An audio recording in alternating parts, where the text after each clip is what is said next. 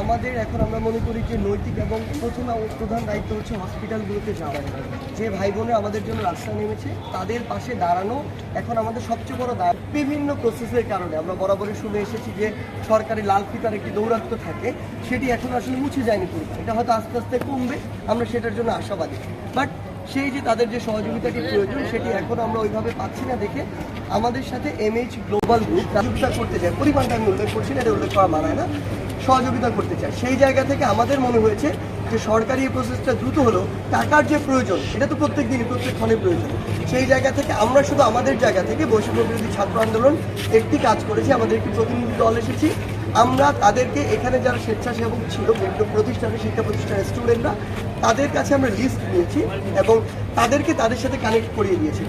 আমরা আমাদের জায়গা থেকে একটি কথা বলতে চাই, এমএইচ গ্লোবাল গ্রুপের মতো যারা রয়েছেন আসলে যে ব্যক্তিগত পর্যায় থেকে বা কোনো একটি প্রতিষ্ঠানের পর্যায় থেকে সহযোগিতা করতে চান, আপনারা আমাদের সাথে যোগাযোগ করলে আমরা আপনাকে কানেক্ট করিয়ে দিব।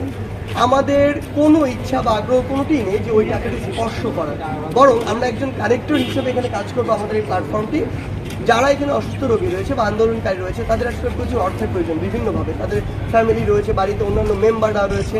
সো তাদের এই সহযোগিতাটা করার জন্য আমরা কানেক্টর হিসেবে কাজ করব। আপনারা যদি কেউ সহযোগী থাকেন বা সহযোগিতা করতে চান এমএইচ গ্লোবাল গ্রুপের মতো, তাহলে করতে পারেন। আজকে আমরা অলমোস্ট সব রোগীর কাছে গিয়েছি, হয়তো এরপরে যে কয়েকজন বাকি আছে তাদের কাছেও যাওয়া হবে এবং আমরা বিশ্বাস করি যে এটা অন্তত তাদেরকে কিছুটা হলেও মানে তাদের যে এই যে একটা কঠিন স্ট্রাগল একটা সময় যাচ্ছে সেটা সহযোগিতা করবে।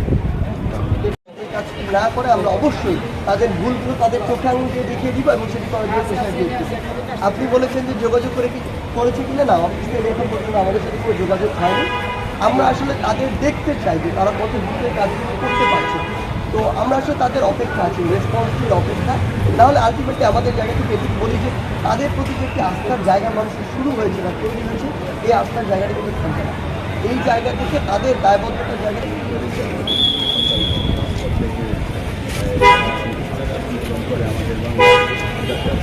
এদের সাথে আমরা মনে করি দাঁড়ানোটা আমাদের নৈতিক এবং আমি মনে করি বাংলাদেশে যারা বিত্তবানরা আছে তারাও যেন আগে আসে। কারণ এভরি মুভমেন্টে আমরা দেখেছি, আমরা যখন ঢুকি তখন শুনেছি 130, এরপরে আমরা কাউন্টে 140, এভরি মুভমেন্ট এখন বাকি।